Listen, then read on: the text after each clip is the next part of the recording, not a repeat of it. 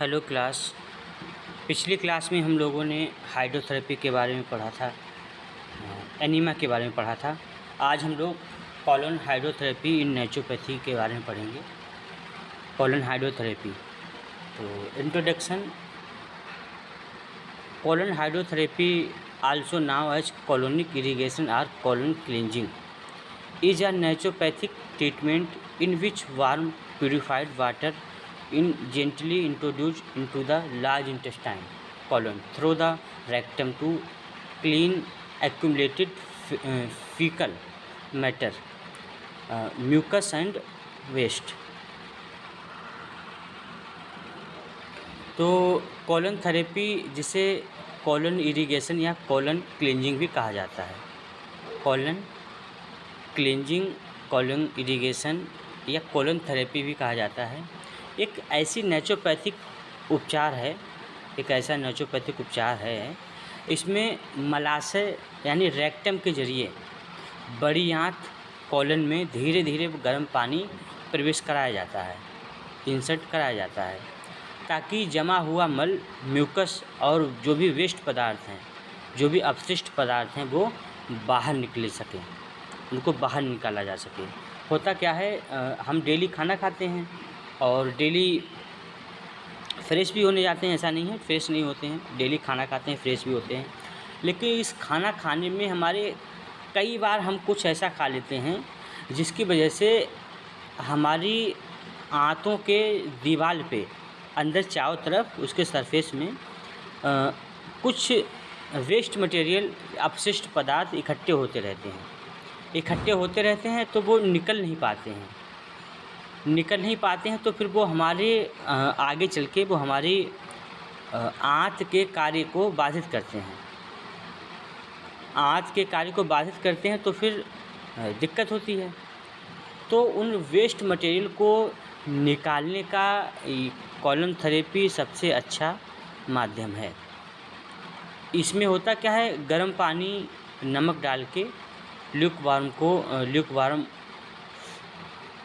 Water को rectum के anus rectum के माध्यम से अंदर पानी भेजा जाता है। वह बड़ी आंत में जाता है, फिर वह क्या करता है, अंदर जाके बड़ी आंत को जो उस पानी को एब्जॉर्ब करती है। बड़ी आंत उस पानी को एब्जॉर्ब करने के बाद फिर उस दीवार के चारों तरफ जो भी वेस्ट मटेरियल है, जो भी अपशिष्ट पदार्थ है, उनको तोड़ने का, ब्रेक करने का काम करती है। फिर वो धीरे धीरे वो चीज़ें लूज होने लगती हैं, इकट्ठी होने लगती हैं, फिर वो बड़ी आंत में इकट्ठी हो जाती हैं रेक्टम में आके। फिर बाद में एनस के माध्यम से जब भी फ्रेश होने जाते हैं, एनस के माध्यम से उनको बाहर निकाल दिया जाता है। द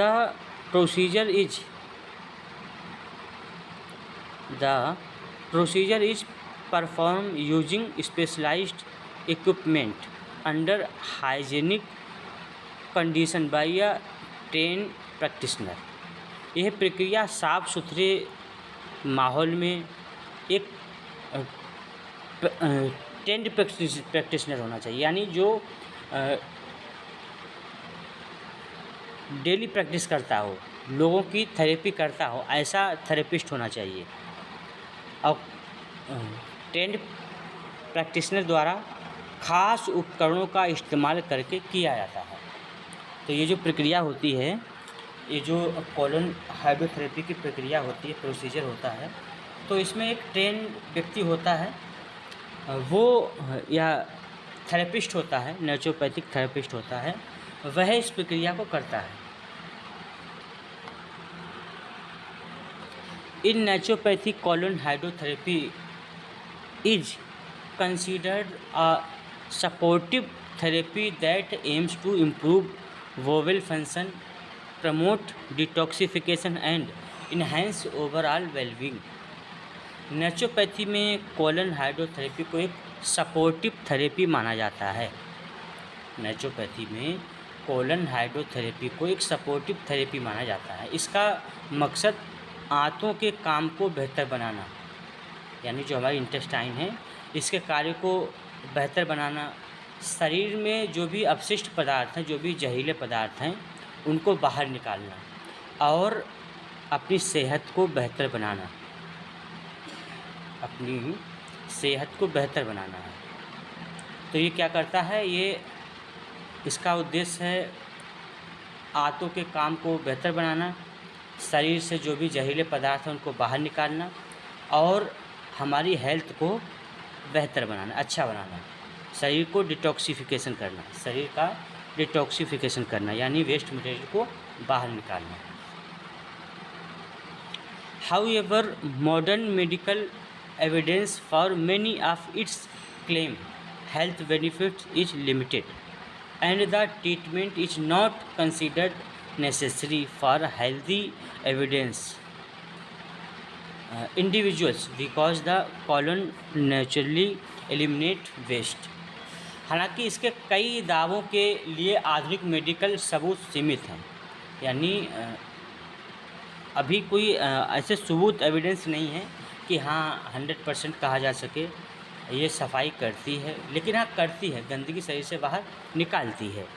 साथ ही स्वस्थ लोगों के लिए यह इलाज ज़रूरी नहीं माना जाता क्योंकि कॉलन प्राकृतिक रूप से वेस्ट को बाहर निकालता है। तो जो भी स्वस्थ व्यक्ति हैं उनके लिए इसको ठीक नहीं बताया गया है। हालांकि लेकिन ऐसा है नहीं, नेचुरोपैथी में कहा जाता है जिनको ज़रूरत है, मतलब बीमारी स्वस्थ से स्वच्छ रक्षणम, यानी जो बीमार व्यक्ति है उसके स्वास्थ्य की रक्षा, उसको वह व्यक्ति ठीक होगा, और जो व्यक्ति बीमार नहीं है उसके स्वास्थ्य की रक्षा होगी।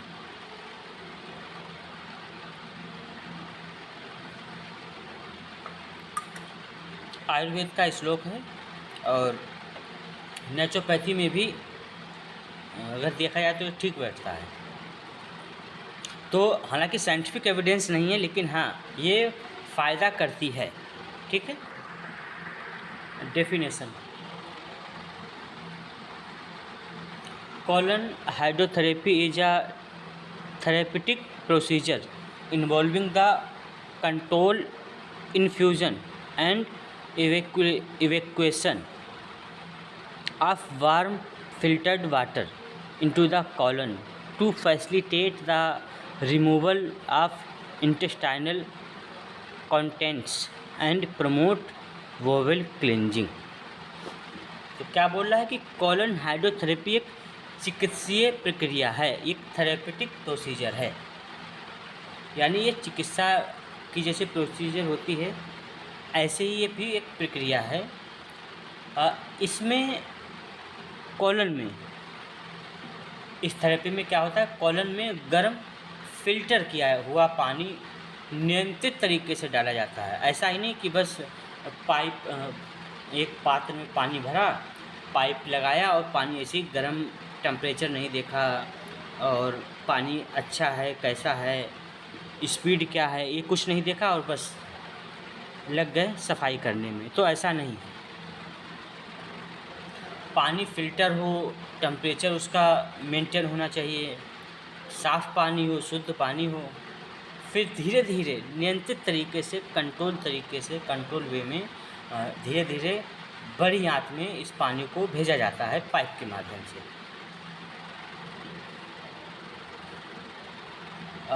ताकि आंतों की सामग्री को हटाने और आंतों की सफाई में मदद मिल सके। तो ये पानी क्या करता है, हमारी आंतों की सफाई करता है और आंतों के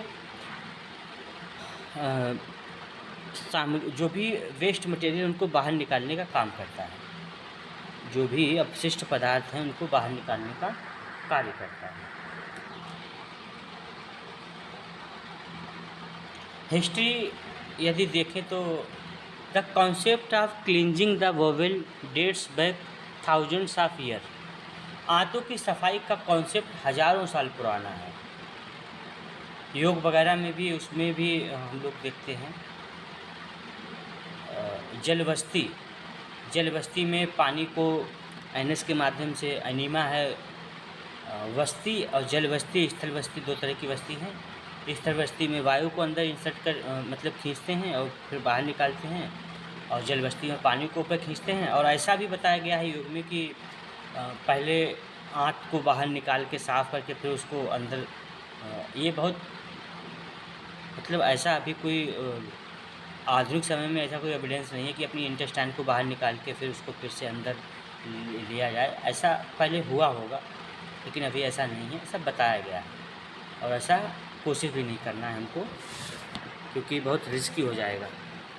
तो यहाँ पे कुल मिला के कहने का मतलब ये है कि ये हज़ारों सालों से कॉलन को साफ़ करने की प्रक्रिया चली आ रही है।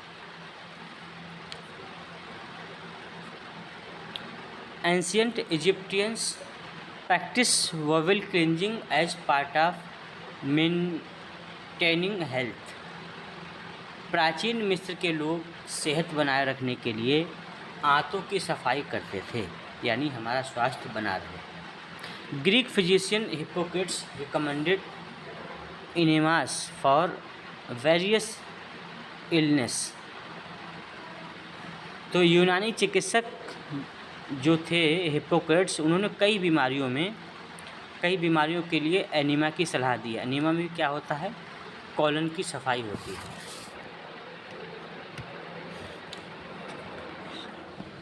Traditional healing system including Ayurveda and naturopathy have long use intestinal cleansing technique. Ayurveda और नेचुरोपैथी जैसी पारंपरिक चिकित्सा पद्धति में, आयुर्वेद में भी होता है, नेचुरोपैथी में भी होता है, आयुर्वेद का हिस्सा पंचकर्म उसमें होता है, नेचुरोपैथी में भी। तो ये नेचुरोपैथी और आयुर्वेद में लंबे समय से ये प्रक्रिया चली आ रही है, आंत की साफ सफाई की प्रक्रिया चली आ रही है। Modern colon hydrotherapy machine were introduced during the early 20th century and continue to be used in some complementary medicine clinic। तो आधुनिक कॉलन हाइड्रोथेरेपी मशीन 20वीं सदी की शुरुआत में आई, यानी जो कॉलन थेरेपी की मशीन है वो तो अभी आधुनिक समय में यानी 20वीं शताब्दी की शुरुआत में आई और कुछ कम्प्लीमेंट्री मेडिसिन क्लिनिक में इसका इस्तेमाल आज भी होता है। बहुत जगह पे इसका इस्तेमाल आज भी होता है। तो कुल मिला के यदि देखा जाए, प्राचीन समय से आयुर्वेद है, नेचुरोपैथी है, यूनानी है, मिस्र हैं, इन सब में कॉलन की सफाई का कार्य होता था स्वास्थ्य को बनाए रखने के लिए। प्रिंसिपल क्या है इसके? Principle of colon hydrotherapy. Colon hydrotherapy, the therapy is based on the following naturopathic principles. तो कॉलन हाइड्रोथेरेपी जो है वो नेचुरोपैथी के सिद्धांतों पर आधारित है, नेचुरोपैथी के सिद्धांतों पर कार्य करती है। The colon should remain free of accumulated waste. Colon में जो भी अपशिष्ट पदार्थ जमा हैं, जो भी वेस्ट मटेरियल जमा है, उनको बाहर निकाला जाता है।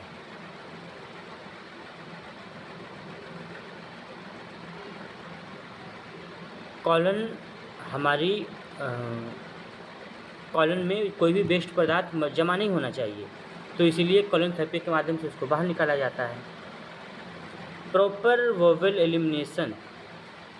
Elimination support general health.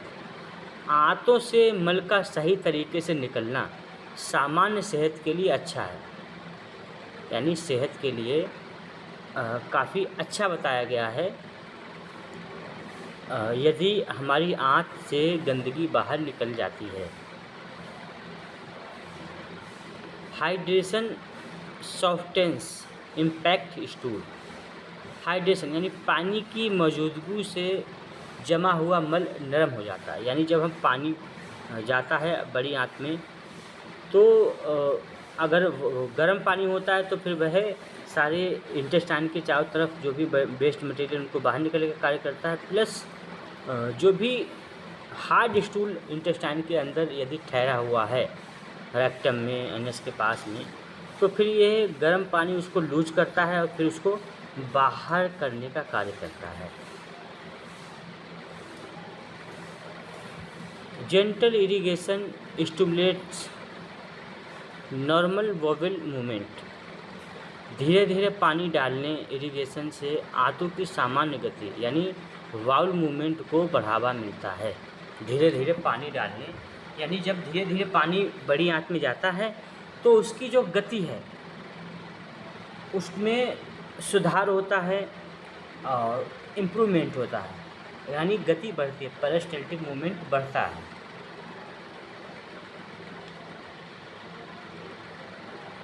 Improve vowel function में इन्हेंस कंफर्ट एंड डाइजेस्टिव। आंतों के काम में सुधार से आराम और पाचन स्वास्थ्य बेहतर होता है।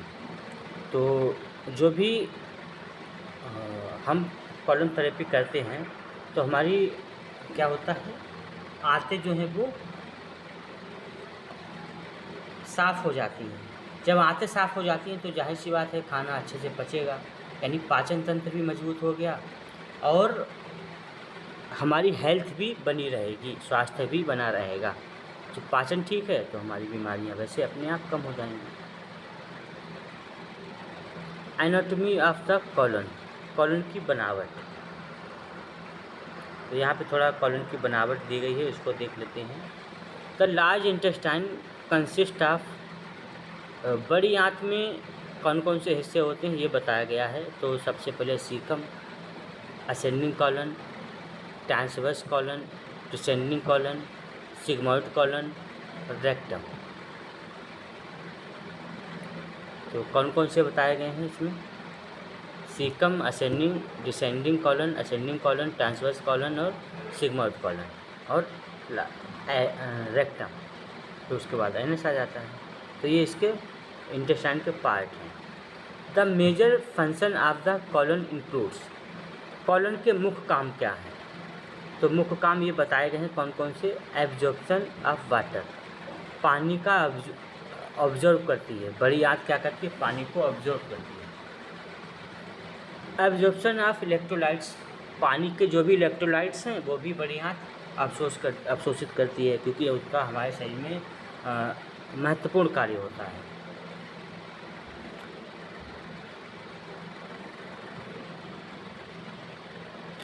फॉर्मेशन ऑफ स्टूल, मल को त्यागने का कार्य करती है बड़ी आंत। स्टोरेज ऑफ फेसिस, जो भी मल है उसको जमा करती है रेक्टम में। और एलिमिनेशन ऑफ वेस्ट, जो भी वेस्ट मटेरियल हैं उनको बाहर यानी ख़त्म करने का भी कार्य करती है कौन, hydrotherapy. The objectives of colon hydrotherapy include, colon hydrotherapy के उद्देश्य यहाँ पे दिए गए हैं। क्या उद्देश्य दिए गए हैं, क्लीन द कॉलन यानी बड़ी आंत की सफाई करना। रिलीव कॉन्स्टिपेशन, कब्ज से राहत देना। इम्प्रूव वोवेल रेगुलरिटी, मल त्याग की नियमितता में सुधार, यानी मल त्याग जो है वो ख़त्म करना। रिड्यूस एब्डोमिनल ब्लोटिंग, पेट फूलने की समस्या को कम करना। Prepare the vowel before certain medical procedure when medically indicated, कुछ मेडिकल प्रक्रिया से पहले आंत को तैयार करना और जब चिकित्सीय रूप से ज़रूरी हो, यानी मेडिकल प्रोसीजर जैसे एनीमिया वगैरह दिया जाता है तो उसमें पहले आंत को प्रिपेयर किया जाता है, तैयार किया जाता है उस प्रोसीजर को।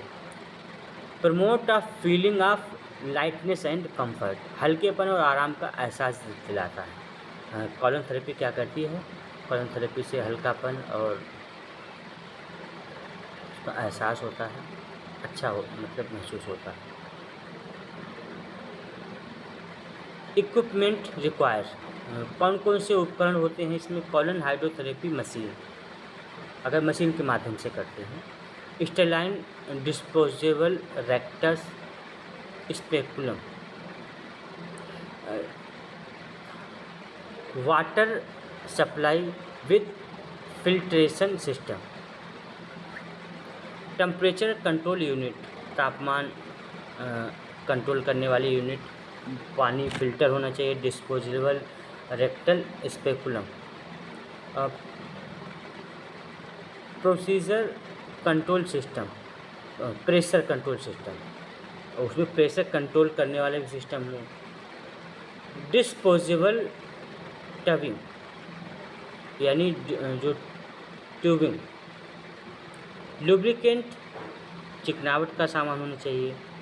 डिस्पोजेबल ट्यूब होना चाहिए। टॉवल एंड ड्रैप्स, तौलिया होना चाहिए और ड्रैप्स होने चाहिए। Disinfect solution. Procedure, patient prepare explain the procedure. मरीज की तैयारी, प्रक्रिया के बारे में समझाना है। ऑब्टेन इन्फॉर्म कंसेंट, मरीज की सहमति लेनी जरूरी है। Ask the patient to empty the bladder, मरीज से ब्लैडर खाली करने के लिए कहें, यानी अगर यूरिन वगैरह लगी हो तो उसको कहें कि यूरिन करके आइए। Position the patient comfort, usually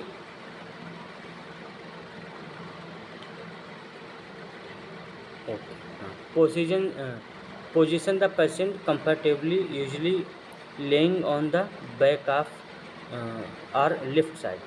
मरीज को आराम से लिटाना है और आमतौर पर पीठ या बाईं करवट लिटाना है। Lubrication the sterile disposable rectus tube, तो जो भी ट्यूब है रेक्टम के अंदर डाली जाती है, रेक्टस के अंदर, उसको लुब्रिकेंट कर लेना, चिकनावट उसमें लगा दी। Gently insert into the rectum, तो इसे धीरे से रेक्टम के अंदर डालते हैं। Water, purified water approximately 37 degree Celsius is slowly introduced into the colon under low pressure। गुनगुना साफ पानी लगभग 37 डिग्री टेम्परेचर का धीरे धीरे कम दबाव में कॉलन में डाला जाता है, मतलब पहले धीरे धीरे जाने देना। Retention, the patient retain the water briefly, मरीज थोड़ी देर के लिए पानी को रोककर रखता है, फिर उसके बाद निकाला जाता है। Evacuation, water and bowel contents are expelled through a close drainage system. पानी और आंत का मल एक बंद ड्रेनेज सिस्टम के जरिए बाहर निकाला जाता है, यानी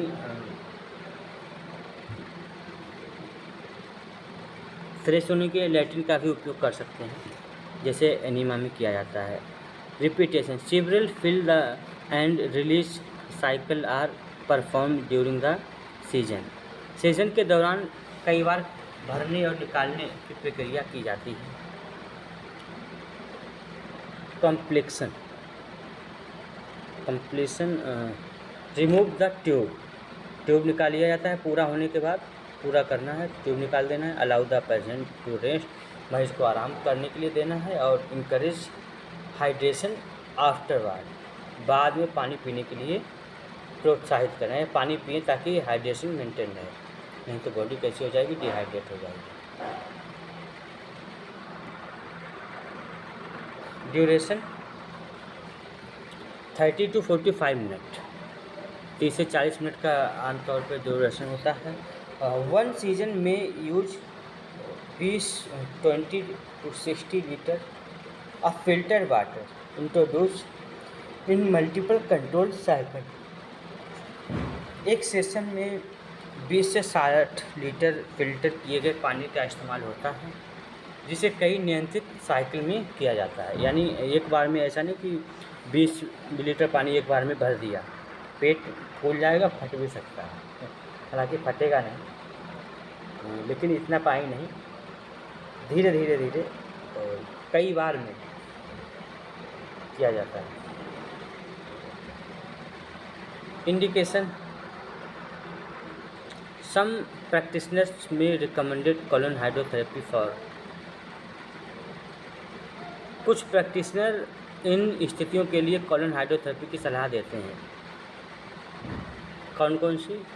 क्रॉनिक कॉन्स्टिपेशन, बहुत पुराना कब्ज हो, इरेगुलर वोवेल हैबिट, अनियमित मल त्याग की आदत, यानी बार बार जा रहे हैं, एब्डोमेन ब्लोटिंग, पेट फूल रहा हो, फ्लैटुलेंस, गैस बहुत निकल रही है, गैस बहुत बन रही है, preparation for some diagnostic procedure when advised by health care professionals, कुछ डायग्नोस्टिक प्रक्रियाओं की तैयारी जब हेल्थ केयर प्रोफेशनल सलाह देते हैं तब करते हैं कि हाँ डायग्नोस करना है तो पहले आपकी आँख साफ़ होनी चाहिए, तब डायग्नोस अच्छे से हो पाएगा। Note, it's use for detoxification or treating chronic disease is not well supported by high quality scientific evidence। Detoxification या पुरानी बीमारियों के इलाज के लिए इसके इस्तेमाल को उच्च गुणवत्ता वाले वैज्ञानिक प्रमाणों का मजबूत समर्थन नहीं मिला है, यानी वैज्ञानिकों ने ये मतलब कुछ समर्थन नहीं किया कि हाँ इससे अच्छा चीज़ें अच्छी होती हैं।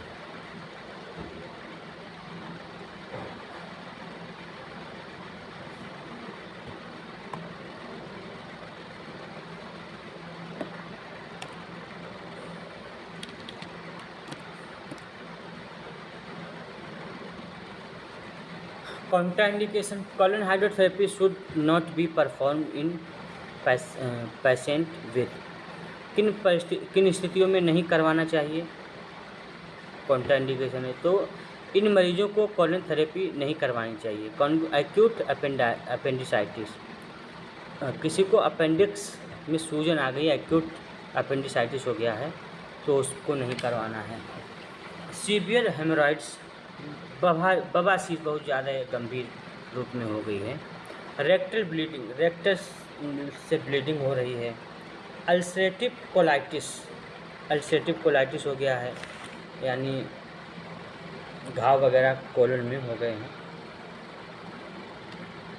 Crohn's disease, active flare, Crohn's की बीमारी, कॉलन कैंसर, बड़ी आंत का कैंसर हो जाए। रिसेंट एब्डोमिनल सर्जरी, किसी की बहुत जल्दी सर्जरी हुई है तो उनको भी नहीं करना है। सीवियर डाइवर कहाँ गया?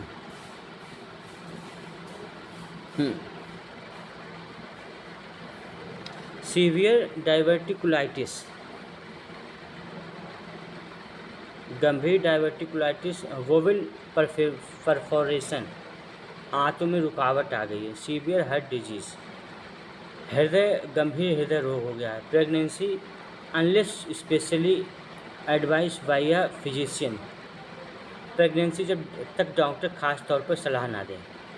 सीवियर हाइड्रेशन, गंभीर डिहाइड्रेशन, पानी की कमी। किडनी फेलियर में भी ये नहीं, बहुत ज़्यादा पानी की कमी है, नहीं देना है। किडनी फेलियर में नहीं देना है, प्रेगनेंसी के समय नहीं देना है। हाइपरटेंशन, हृदय रोग बहुत ज़्यादा है, आंतों में छेद हो, कोलन कैंसर हो, इन सब में नहीं देना है। बेनिफिट, रिपोर्टेड बेनिफिट इंक्लूडिंग, बताए गए फ़ायदों में कुछ शामिल हैं। रिलीफ फ्रॉम कॉन्स्टिपेशन, कब्ज से राहत मिलती है। टेम्परेरी रिडक्शन इन ब्लोटिंग, पेट फूलने से कुछ समय के लिए बंद हो जाता है। इम्प्रूव वोवेल इवैक्यूलेशन, मल त्याग में सुधार। फीलिंग ऑफ एब्डोमिनल कंफर्ट, पेट में आराम महसूस करना। और encouragement of healthy vowel habit when combined with diet and hydration, सही डाइट और हाइड्रेशन के साथ स्वस्थ मल त्याग की आदत को बढ़ावा मिलना, यानी ये भी ज़रूरी है। खाना जितना ज़रूरी है उतना त्यागना भी ज़रूरी है, बाहर निकालना भी ज़रूरी है। Risk and complication, although generally uncommon when perform properly possible. हालांकि सही तरीके से किए जाने पर ये आमतौर पर आराम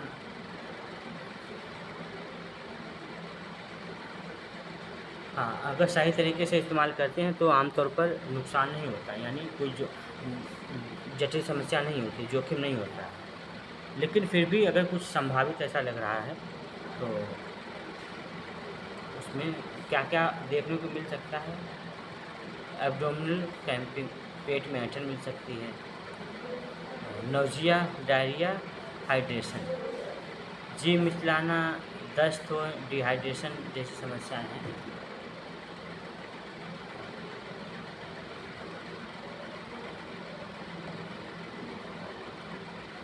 इलेक्ट्रोलाइट्स इम्बैलेंस, इलेक्ट्रोलाइट्स असंतुलित हो गए हों, रेक्टल इरिटेशन, मलाशय में जलन, infection if equipment not properly sterilize, bowel perforation rare but serious. अगर उपकरण ठीक से स्टेलाइज ना किए गए हों तो इन्फेक्शन के चांस रहते हैं, तो इनको अच्छे से साफ़ करना है। और वोवेल परफेक्शन यानी रेयर ट्यूब सीजर, आँत में छेद यानी दुर्लभ लेकिन गंभीर। आँत में अगर छेद वगैरह हो गया है तो रिस्क हो सकता है। कॉलन के बाद की देखभाल, after care, drink plenty of water, खूब पानी पिएं। Eat light fibre rich meals, हल्का और फाइबर से भरपूर खाना होना चाहिए।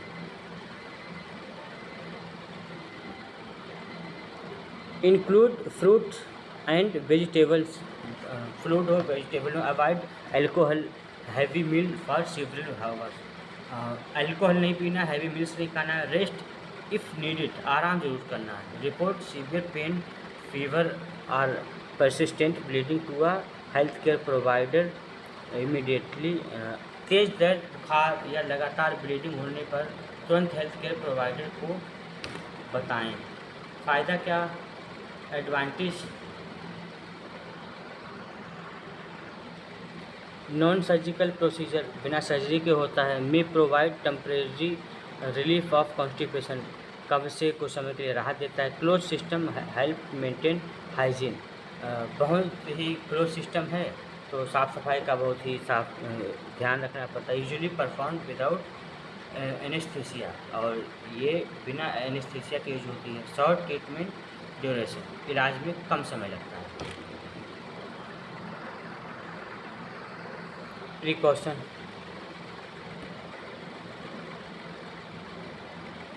Perform only after proper medical assessment, तो जब जांच हो जाए प्रॉपर तभी करना चाहिए। Use sterile disposable equipment, sterile और डिस्पोजेबल इक्विपमेंट यूज करना है। Monitor water temperature and pressure carefully, पानी का टेम्परेचर देखना है, ध्यान देना है, और प्रेशर भी मेंटेन करना है। मेंटेन स्ट्रिक्ट हाइजीन, साफ़ सफाई का पूरा ध्यान रखना है। अवॉइड एक्सेसिव और अननेसेसरी ट्रीटमेंट, बहुत ज़्यादा गैर जरूरी मतलब अगर ज़रूरी ना हो तो इलाज नहीं करना चाहिए। Ensure adequate hydration before and after the procedure, प्रक्रिया से पहले और बाद में शरीर में पानी की सही मात्रा सुनिश्चित, यानी पानी पीना है। रोल इन नेचुरोपैथी, नेचुरोपैथी में इसका क्या रोल है? In naturopathy colon hydrotherapy's view as a supportive, तो नेचुरोपैथी में कॉलन हाइड्रोथेरेपी इन चीज़ों के लिए सपोर्ट करती है। किस किस के लिए सपोर्ट करती है? बैलेंस डाइट बैलेंस करती है, संतुलित आहार। एडिक्यूट वाटर इंटेक, पर्याप्त मात्रा में पानी पीते हैं। रेगुलर फिजिकल एक्सरसाइज, नियमित शारीरिक व्यायाम। फास्टिंग, उपवास। Hydrotherapy, mud therapy, yoga and breathing exercise, stress management, ये सारी चीज़ें काम करती है ये नेचुरोपैथी में। ठीक है, तो ये होगी आपकी कॉलन थेरेपी। आगे हम दूसरी क्लास पे चर्चा करेंगे। ठीक है, ओके, आज की क्लास यहीं तक।